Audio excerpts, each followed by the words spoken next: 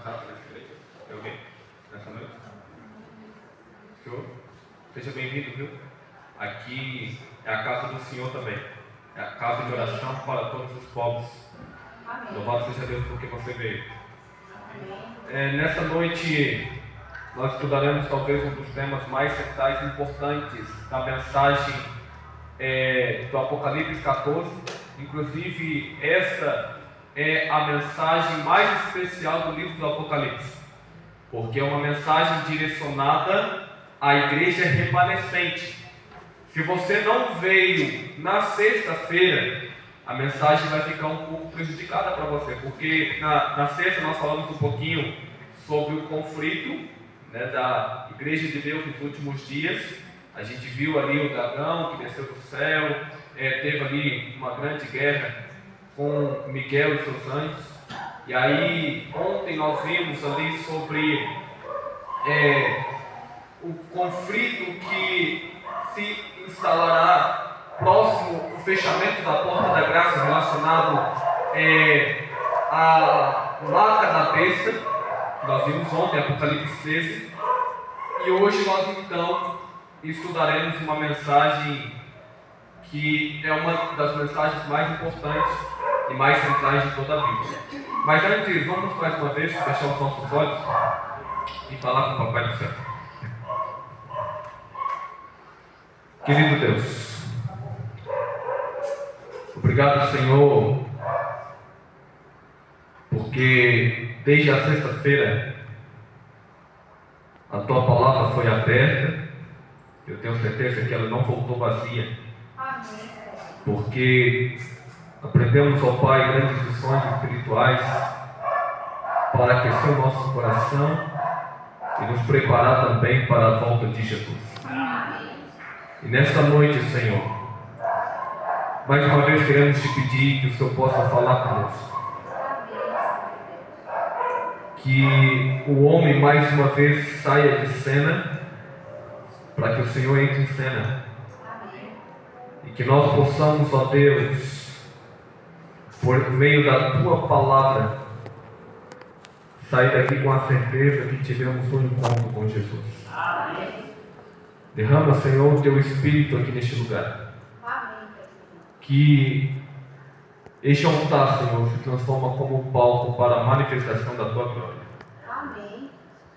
Eu não quero, Pai, ser uma pedra de tropeço, talvez, para atrapalhar a Tua mensagem, mas eu quero ser mais uma vez ungido pelo Teu Santo Espírito. Amém. Para que a Tua mensagem possa tocar cada coração aqui presente. Amém. Te pedimos, ó Deus, perdão pelos nossos pecados. Que o Senhor, Pai, por favor, esteja conosco desde o início, agora que iremos ler a Tua palavra, até o fim desta mensagem. É o que eu te peço em nome de Jesus. Amém. Apocalipse 14, a partir do verso 1. Apocalipse 14, a partir do verso 1.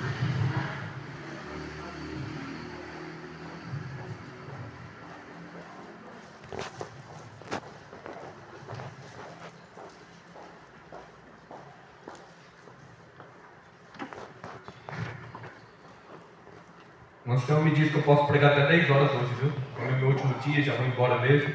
Então, se você reclamar, reclame com ele, viu? Apocalipse 14, a partir do verso 1, diz assim o texto: Olhei e eis o Cordeiro em pé sobre o monte Sião, e com ele 144.000, tendo na fronte escrito o seu nome e o nome de seu pai. Ouvi uma voz do céu como voz de muitas águas, como voz de grande trovão. Também a voz que ouvi era como de arpistas quando tange a sua harpa. Entoava novo cântico diante do trono, diante dos 4 seres viventes e dos anciãos. E ninguém pôde aprender o cântico, senão os 144.000 que foram comprados da terra. São estes os que não se macularam com mulheres, porque são castos.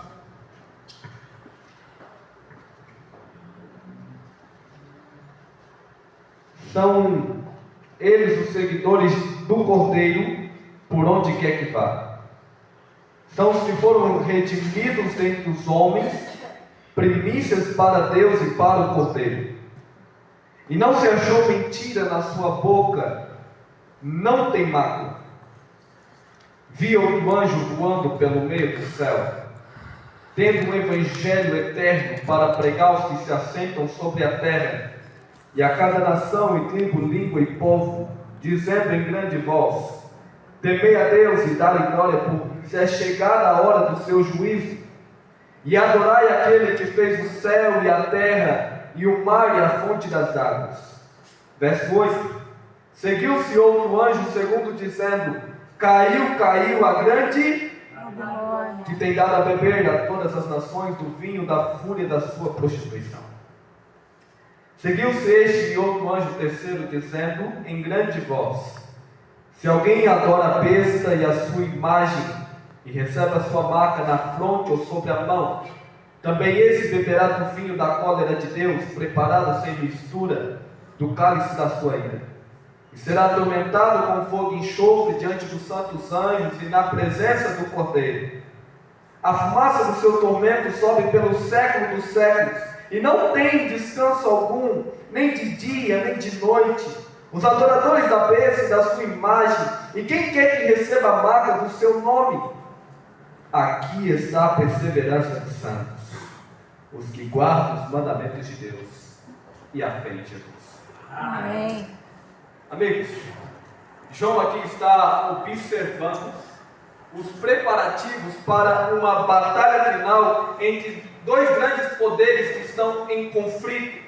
O inimigo de toda a justiça está ordenando as suas forças para marchar contra o leal remanescente de Deus.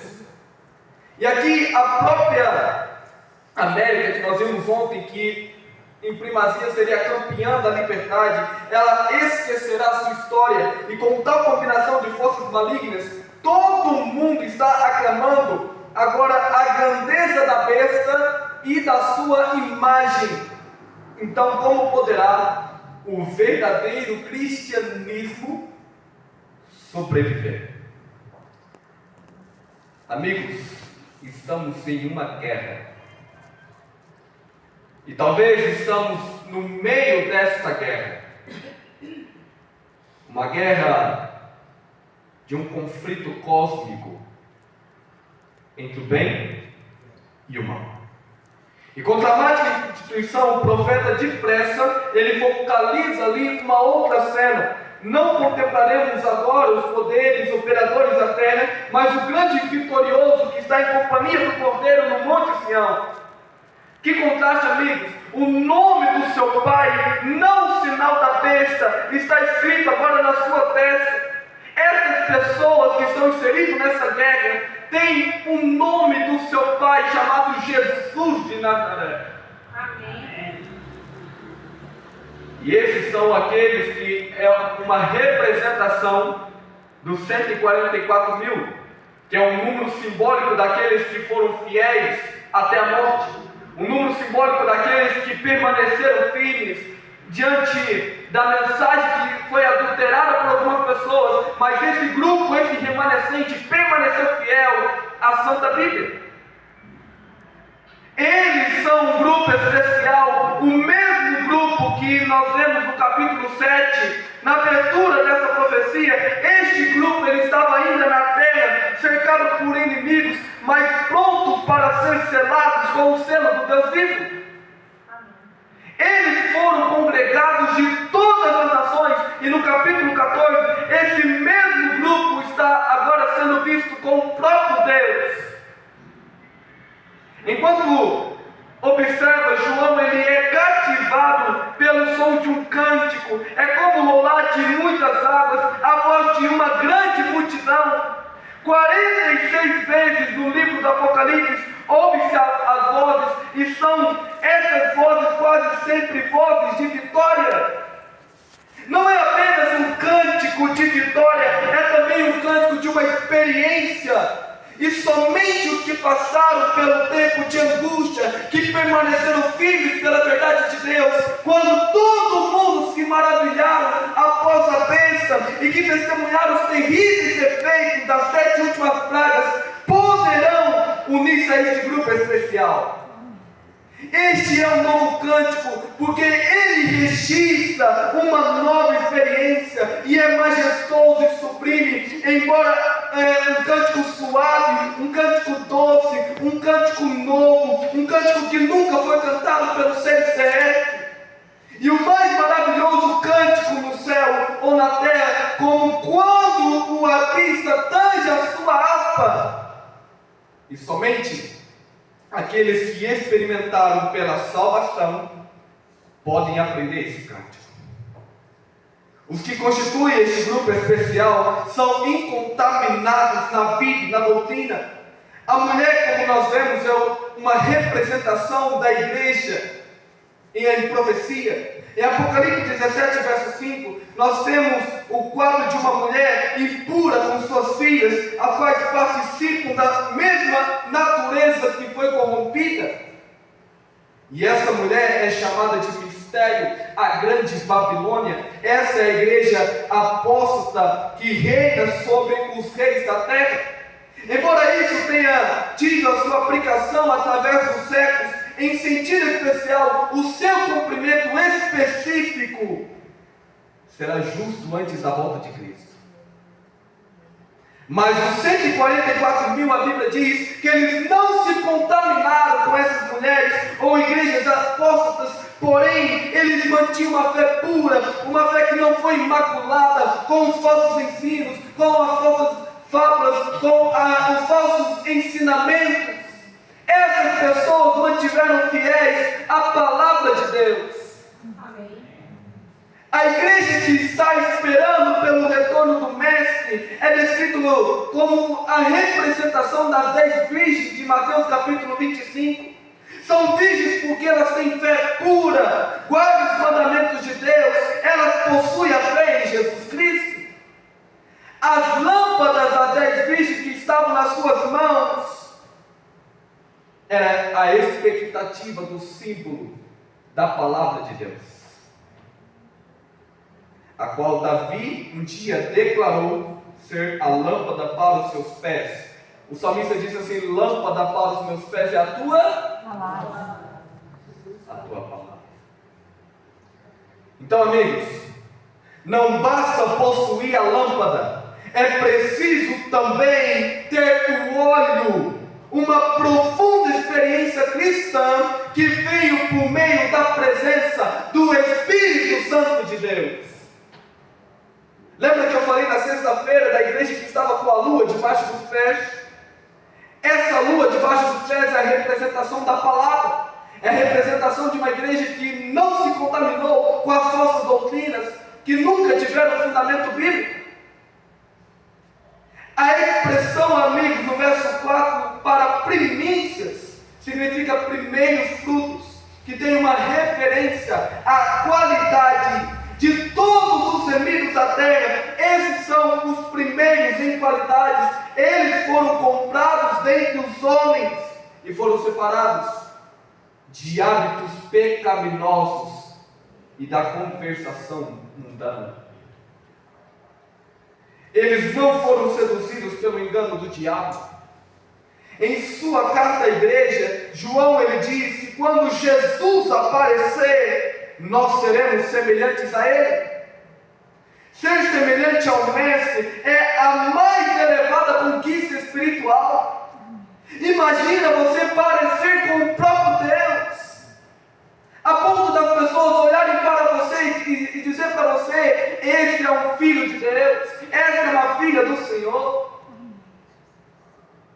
Os que forem ressuscitados na segunda vinda de Cristo sairão da sepultura em um estado de perfeição pelo poder da criação.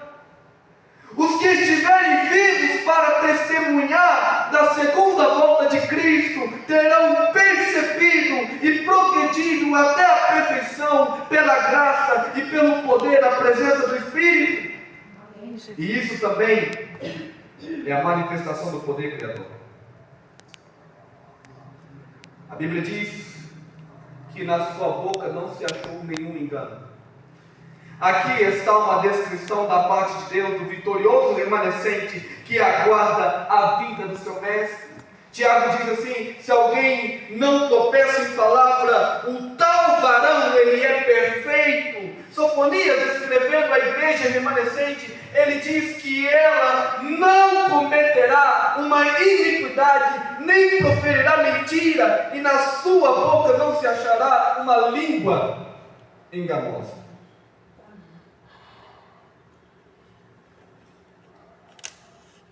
A mais alta honra de Deus, e que Deus quer conceder pelos seus filhos, está reservado para esse tal grupo. É um grupo celeste. Estes são os que seguem o Cordeiro para onde quer que vá. Esse grupo está acompanhando o seu amado comandante através do universo, tornar-se um especial troféu de graça. Tendo vivido durante ali a hora mais trágica da terra, quando os enganos do diabo foram os maiores, saíram não obstante, mas saíram vencendo e para vencer. Amém. Amigos, que maravilhosa recompensa por meio da sua fé. Qual foi o segredo da sua vitória quando estava com eles? A resposta, amigos, encontra-se no verso das 3 mensagens angélicas, que vem agora em seguir. O que manteve essas pessoas fiéis à palavra? E agora vem as 3 mensagens angélicas, as 3 mensagens principais. Por que essas pessoas mantiveram fiéis? Amigos, no verso 6 nós vimos que o anjo tinha uma mensagem, um evangelho que é eterno, simbolizando uma mensagem ou um mensageiro, a representação do anjo da profecia. Este primeiro anjo, ele representa o movimento de um âmbito mundial, não alguma mensagem nova, mas uma mensagem que já era no passado. O evangelho é eterno. Deus sempre teve apenas um evangelho, alguma vez chamado de o evangelho de Deus. E a Bíblia diz que o evangelho, ele é o poder de Deus para a salvação daqueles que creem. Amém. Glória a Deus. Ele é chamado também de o evangelho da graça, o evangelho de Jesus Cristo, o evangelho do reino. Essas diferentes expressões apenas dão ênfase a diferentes fases do mesmo glorioso evangelho, que é a representação também das boas novas. Ele foi proclamado a Adão antes de Adão ser expulso do Éden. Ele também foi proclamado por Noé. Noé foi um pregador da justiça. Ele proclama a libertação do pecado, porque ele acha graças aos olhos do Senhor. Depois Moisés considera o vitupério de Cristo maiores riquezas que os tesouros do Egito. Todos estes, eles olharam para o Redentor vindouro do mesmo modo que nós outros que vivemos deste lado da cruz, olhamos para o Redentor que já veio. Mas os homens de todas as eras são salvos do pecado pela mesma graça e o mesmo Salvador. Paulo, ele fala do eterno propósito de Deus, mas feito conhecido aos homens numa moldura que eles pudessem compreender. E em cada época, amigos, determinada, alguma ênfase especial tem sido posta sobre alguma fase especial do Evangelho. Nessa última geração, a grande tarefa do Evangelho eterno é proclamar a iminente volta de nosso Senhor e preparar o povo para encontrá-lo com o Messias. Amém. É, portanto, no quadro de hora do juízo que o Evangelho eterno está agora sendo proclamado hoje. E ele vem com uma advertência especial que todos habitam ou vivem na terra, que sentem tranquilos e estabelecidos.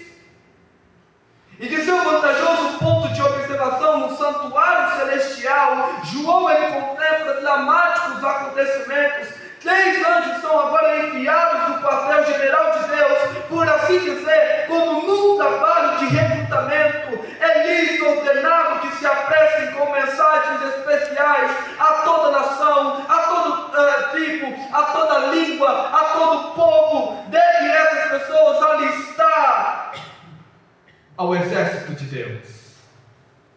Mas nem todos no mundo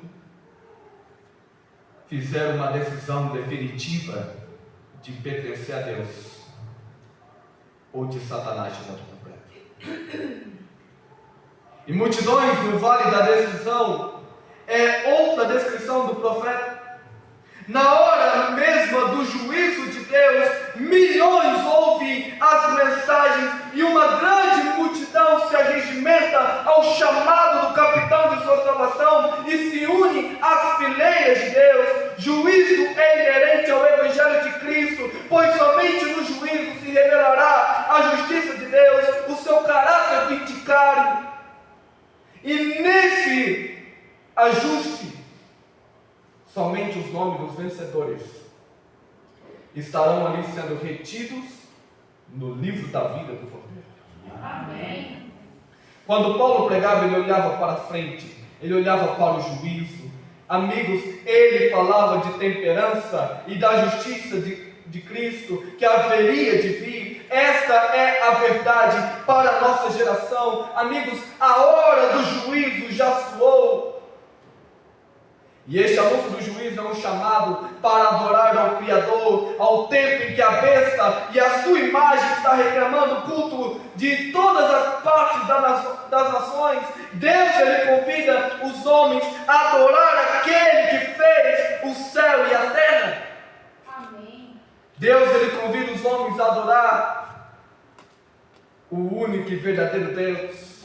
E como os romanos a quem Paulo escreveu, os homens estão adorando mais a criatura do que o Criador. Educação humana e filosofia têm sido perdido e percebido de vista por meio da criação de Deus. Para adorar o Criador de modo mais completo, nós precisamos também conhecer o sinal do seu poder criador. E este sinal, amigos, é o sábado. Eu queria que você abrisse neste momento o livro de Êxodo, capítulo 20. Êxodo, capítulo 20.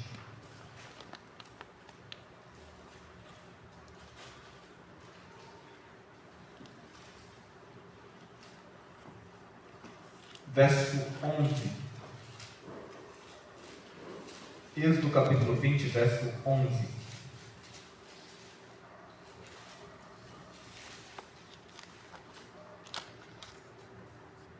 Diz assim o texto.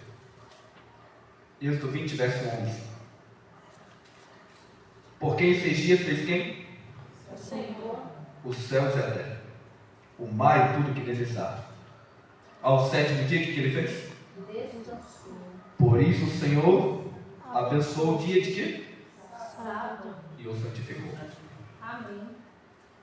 O texto convida a adorar aquele que fez o céu, a terra, o mar e a fonte das águas.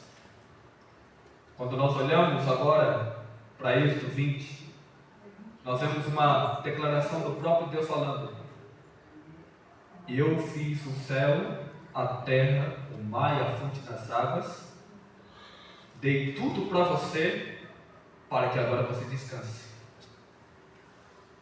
O selo não é o tema de hoje, mas o selo ele continha 3 elementos. Ele continha o nome do território, do seu domínio, a ocupação que ele exercia e a sua função como líder. E aqui nós vemos Os 3 elementos aqui contidos. Por que nós guardamos o sábado? Primeiro, porque Deus é o Criador. O título do autor: Deus. A sua função é criar e recriar também. Ele é o Criador. E o território que ele ocupa, o território do seu domínio é todo o universo. Ele tem domínio sobre todas as nações. E se ele tem domínio, ele pede para mim e para você, porque ele sabe aquilo que é melhor. O haver de Deus abençoado e santificado o 7º dia significou a sua separação dentre os dias comuns para o fim religioso, para que fosse um perpétuo memorial ou um sinal que todos o observem e estariam ali mostrando aos adoradores daquilo que Deus fez no mundo com 6 dias e descansou no 7º. A importância do sábado como memorial da criação consiste em conservar sempre presente o verdadeiro motivo de se render culto a Deus, porque Ele é o Criador, nós somos as suas criaturas. O sábado, portanto, está no fundamento mesmo do culto divino, pois ensina esta grande verdade da maneira mais impressionante, e nenhuma outra instituição faz isso. O verdadeiro fundamento para o culto divino, não meramente o daquele que se realiza no 7º dia, mas de todo o culto, encontra-se na distinção entre o Criador e suas criaturas. E este fato capital jamais poderá ser um obsoleto, algo que nos atrapalhe o nosso relacionamento com Deus, e jamais deverá ser esquecido. Foi para conservar esta verdade sempre perante o espírito dos homens que Deus instituiu o sábado lá no Éden, enquanto o fato de que Ele é o nosso Criador continuar a ser a razão para que o observamos, nós devemos adorar. Enquanto Deus for o nosso Criador, permanecerá o sábado, assim como foi no jardim do Éden.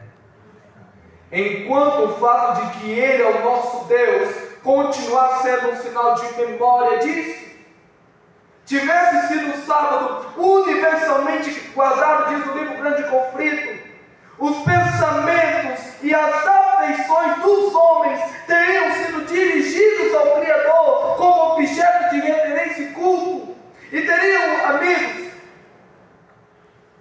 sido jamais havendo idolatria se as pessoas observassem. E se as pessoas guardassem o sábado, ateu e incrédulo reconheceriam também que Deus é o Criador, que Deus é o nosso comandante. A guarda do sábado é um sinal de lealdade para com o verdadeiro Deus, aquele que fez o céu, aquele que fez a terra, o mar e a fonte das águas. Segue-se que as mensagens que ordenam os homens a adorar a Deus e guardar os seus mandamentos apelará especialmente para que nós observemos o 4º mandamento. Nós guardamos o sábado por 2 razões.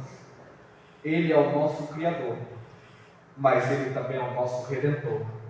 Ele pagou o preço por mim e por você naquela cruz. Amém. E agora vem a mensagem do 2º anjo, que está no verso 8 de Apocalipse 14. Esta é a primeira vez que a palavra Babilônia, ela ocorre no livro do Apocalipse. E como nós já temos feito notar, ela é usada precisamente 6 vezes, como eu falei ontem para vocês. Nós já temos observado que o número 6 é um número preeminente no misterioso culto à antiga Babilônia. Esta antiga cidade teve sua origem quando os homens, de forma voluntária e consciente, afastaram-se da graça de Deus e procuraram a salvação por suas próprias obras. E a construção da cidade de Babilônia por Nimrod culminou na apostasia da Torre de Babel. Lá em Gênesis 11, verso 4, o texto diz assim: façamos-nos um nome, eles disseram. Já fizemos referência, amigos,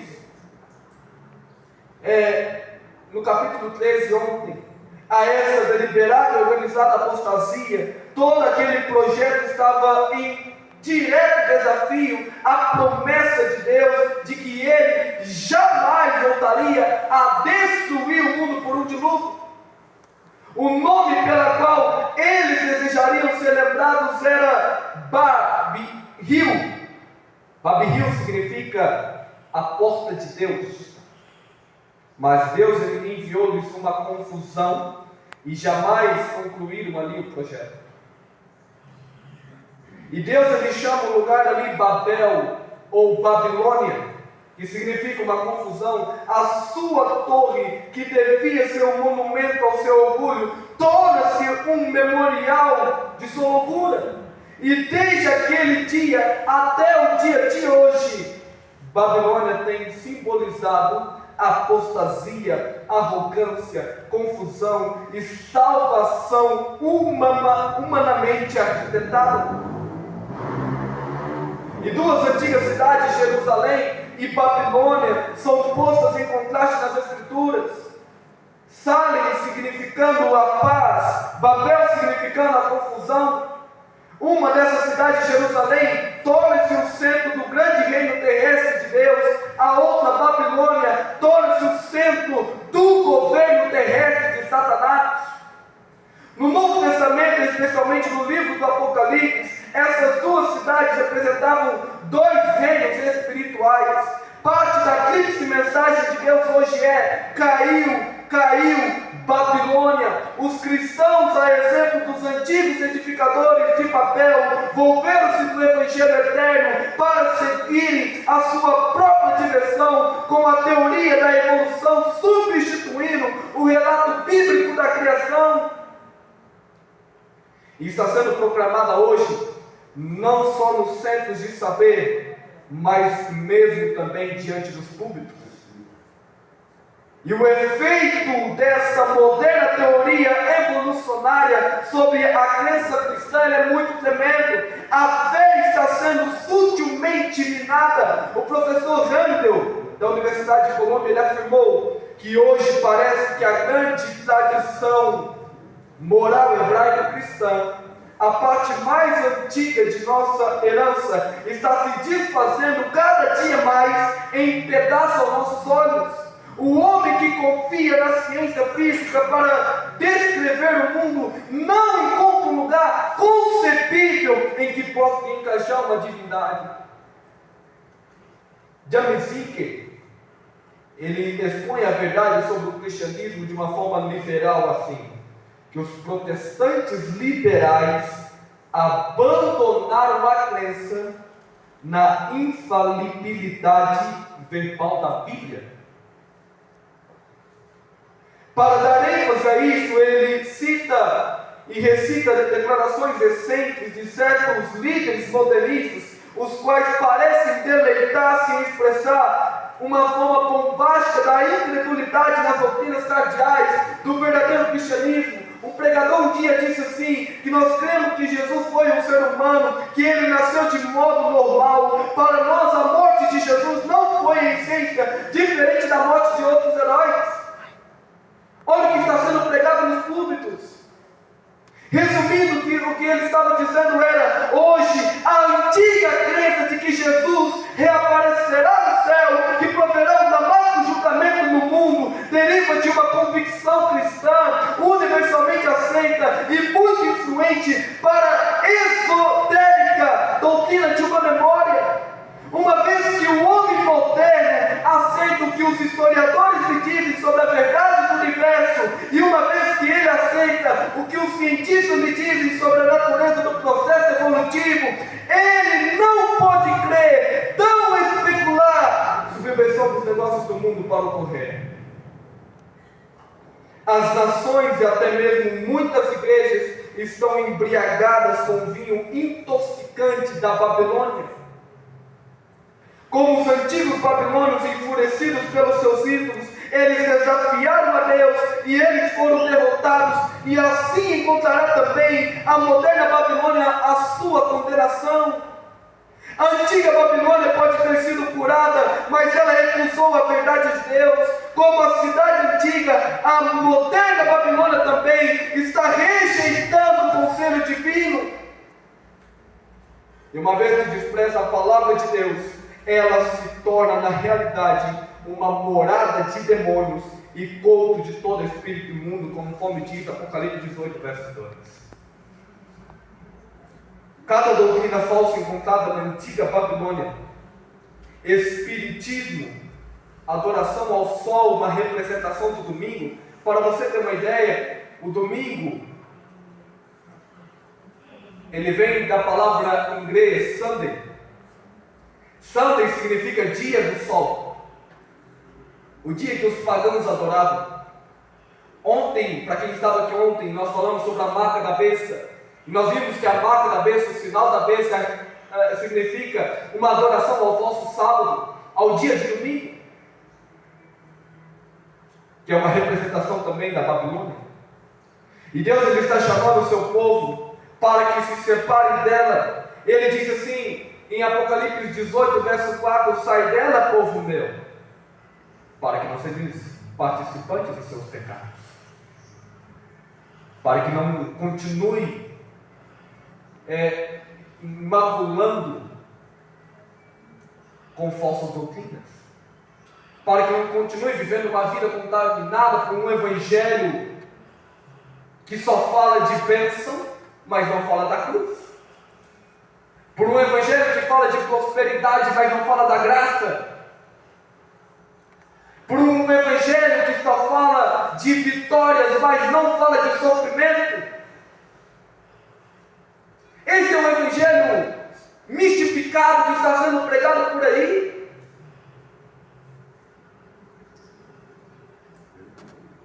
E amigos,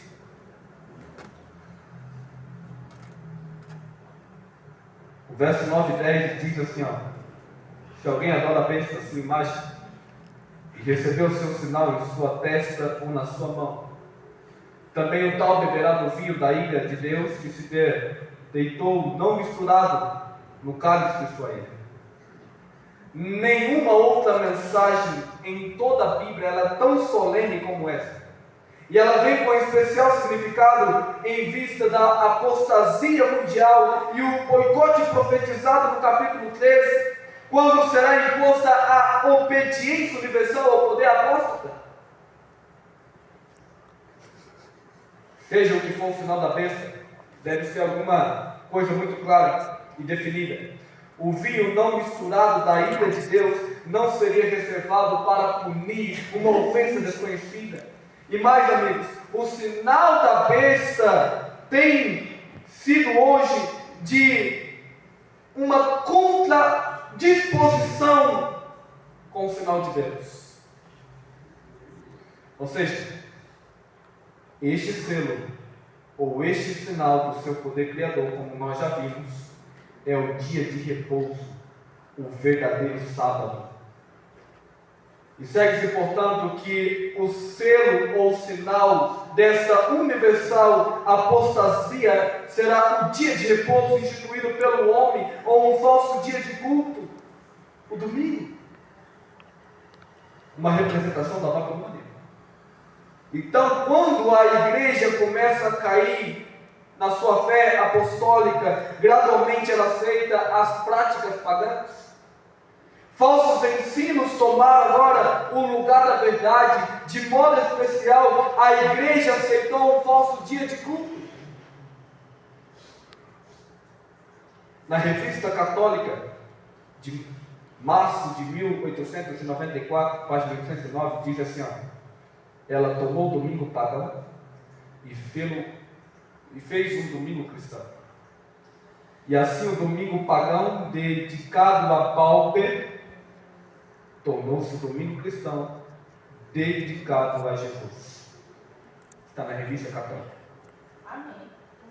Amigos, o sábado cristão é, portanto, até o dia de hoje, o reconhecido produto da Igreja Católica, esposa do Espírito Santo, uma palavra de desaprovação do mundo protestante.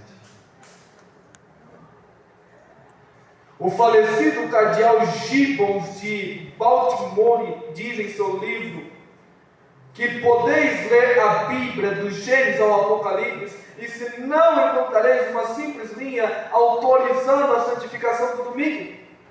As Escrituras ordenam a observância religiosa do sábado, dia esse que nós jamais santificamos.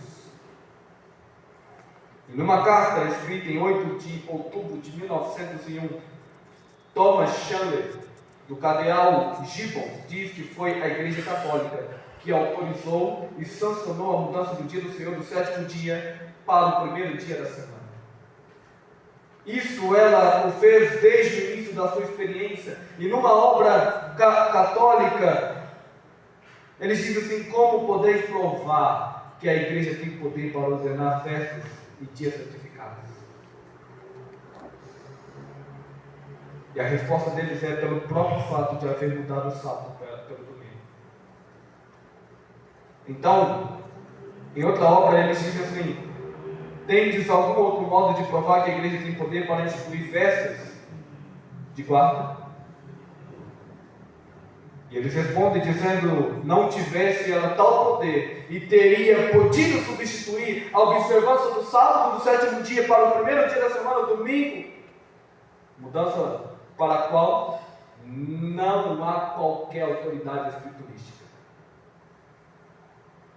E eles dizem mais que o mais antigo documento sobre a observância do domingo começa sendo um dever legal e é um ato baixo por Constantino em 321 depois de Cristo, intimando que todas as cortes da justiça, habitantes das cidades e trabalhadores braçais descansem no domingo, com uma exceção em favor dos trabalhadores da agricultura.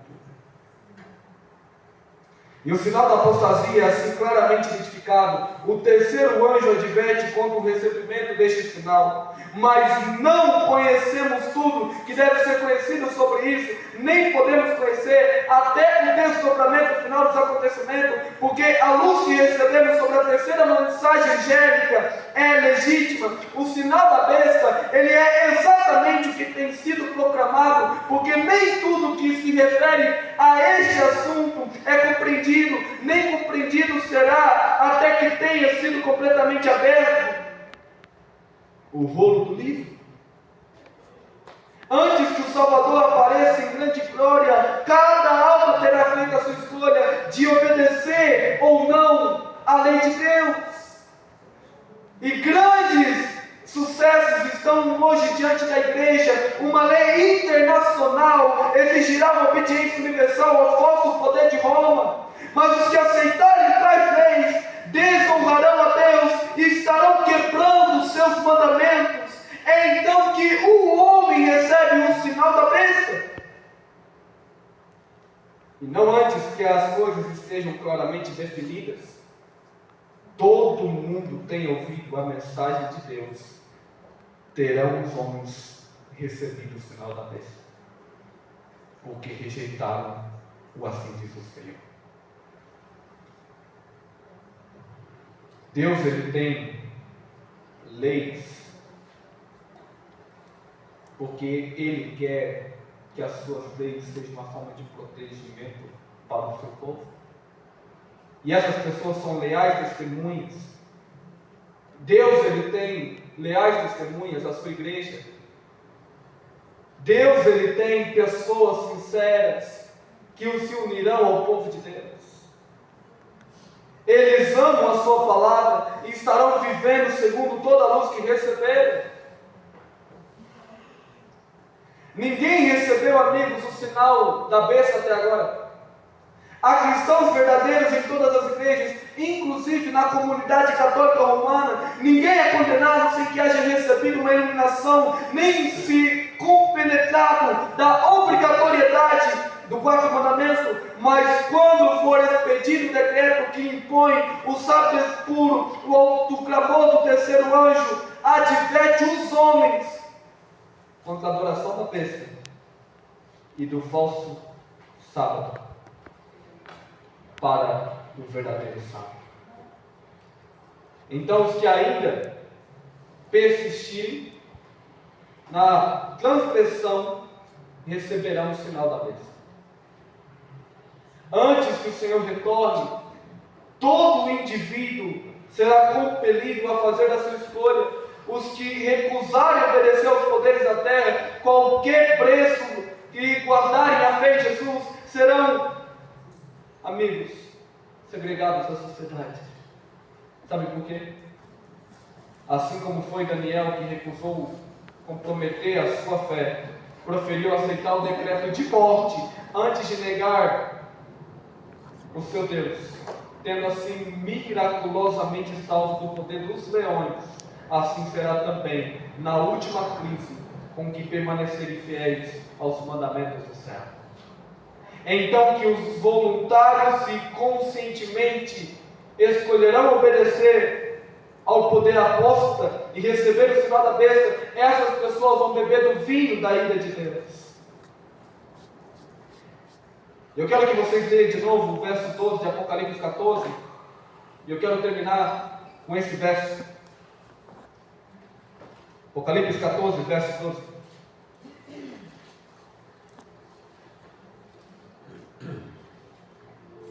Olha o que o texto diz.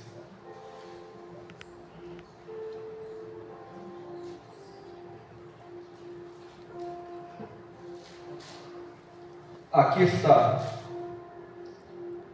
a perseverança de quem? Dos santos. Os que guardam os mandamentos de Deus e a fé em Jesus. Amém. A palavra paciência neste versículo é também traduzida por perseverança. Aqueles que mantiveram fiéis à santa Bíblia. Será um povo paciente e perseverante que estará aguardando a volta do Senhor. Amém. Será também um povo obediente, os que guardam os mandamentos de Deus, a fé em Jesus. A igreja da Reforma foi elogiada por sua paciência e fé. Mas esta última igreja, ela é louvada por sua obediência, bem como a paciência e a sua fé. Sua obediência será de modo particular, muito notória, porque ela adora o Criador, ela guarda o dia de sábado, ela reconhece como sinal do poder santificador de Deus. Os que aceitam essa mensagem de Deus ao mundo, são eles próprios um sinal de poder de Deus para converter e recriar. O povo remanescente de Deus é conhecido em diferentes países por vários nomes descritivos da sua experiência cristã. Em Fiji, os nativos inicialmente o chamam da igreja limpa. Na Libéria é chamado do povo da lavagem de corações. Em outros lugares, os 10 mandamentos é chamados de ambulantes. O povo do segundo advento, o povo do amor. Jesus disse assim: ninguém conhecerão todos que sois meus discípulos, se tiverdes amor uns aos outros. E Paulo ele diz que Cristo ele ama a igreja, e assim mesmo ele se entrega por ela, para apresentar a si mesmo a uma igreja gloriosa, a uma igreja sem mácula, a uma igreja sem ruga, a nem coisa semelhante, mas a uma igreja santa e uma igreja irrepreensível. Amigos,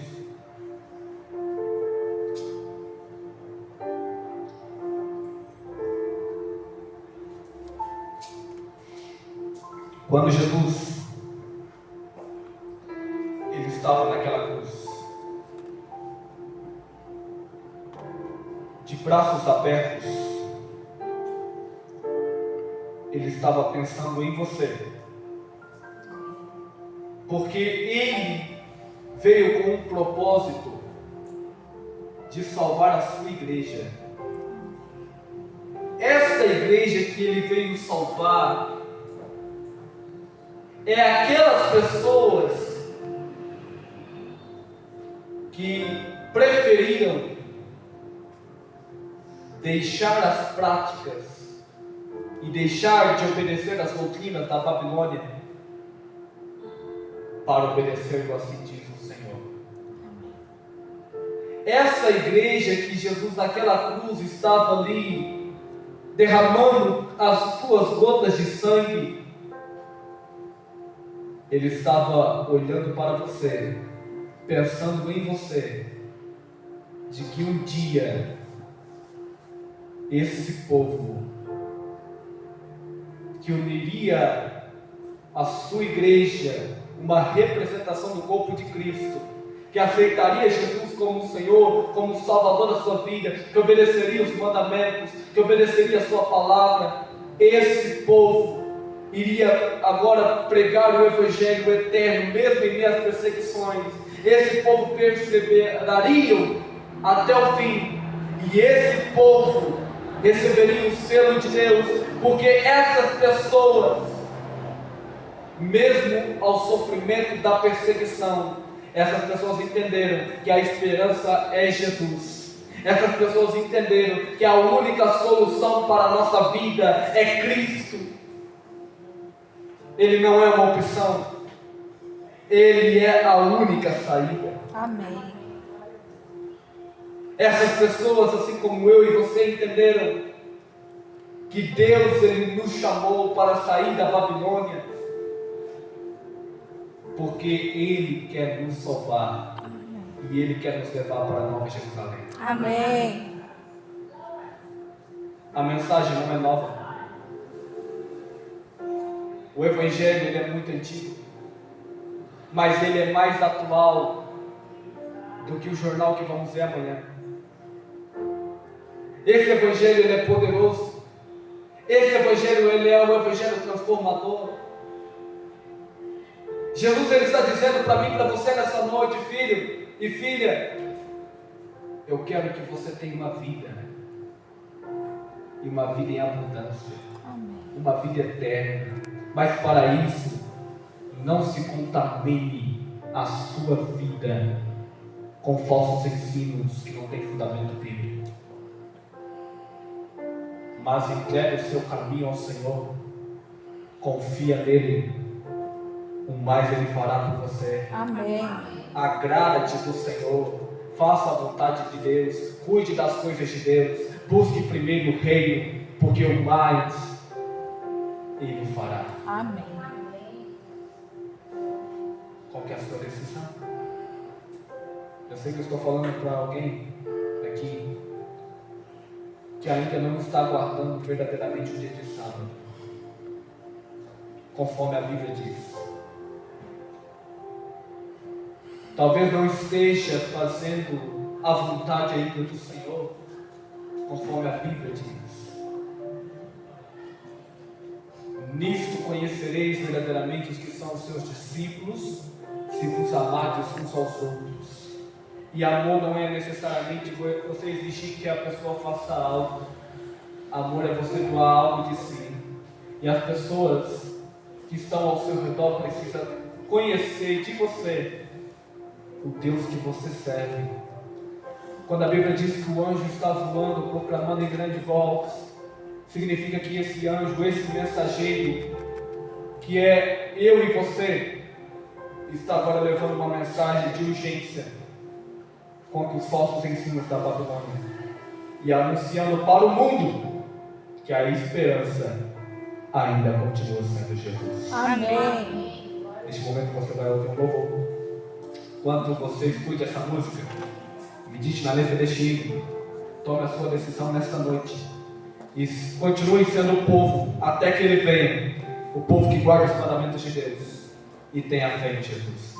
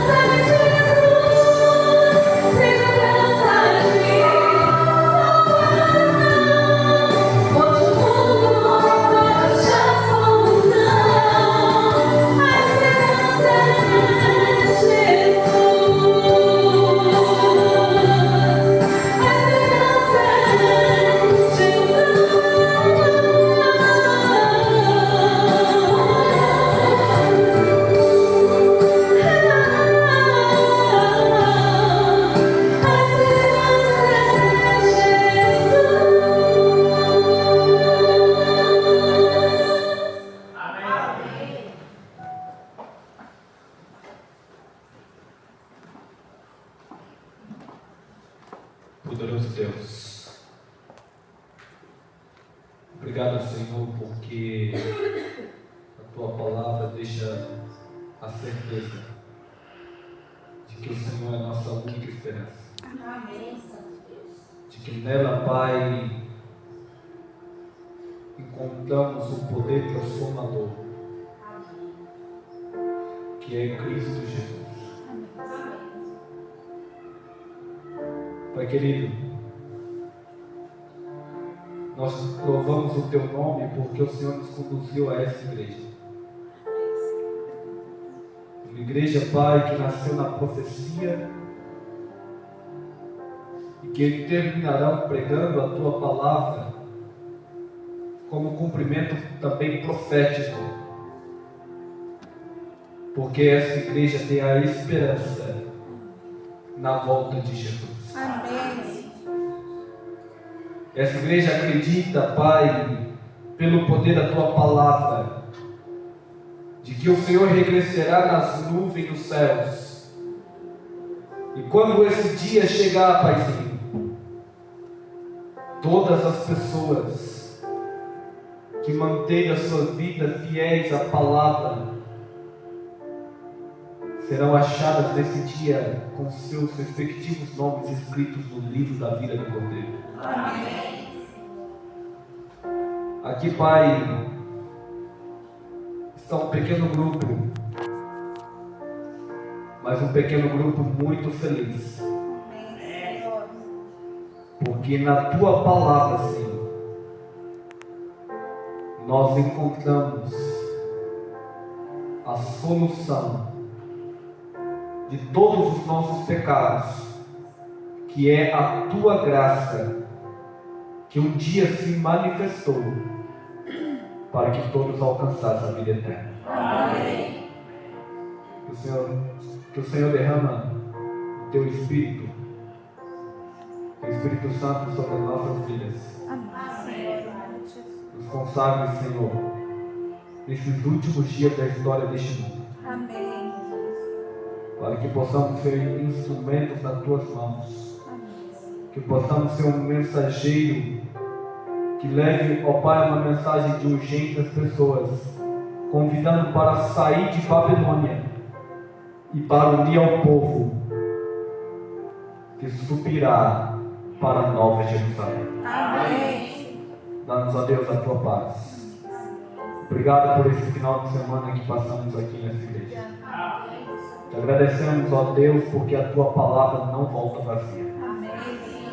Que o Senhor, Paizinho, continue abençoando este Teu povo. Amém. Que quando o Senhor voltar, que nenhum se perca, mas que todos que estão aqui e aqueles também que não puderem estar, possam alcançar a vida eterna. Amém. Nós pedimos essas bênçãos, Senhor, e rogamos em nome de Jesus. Amém.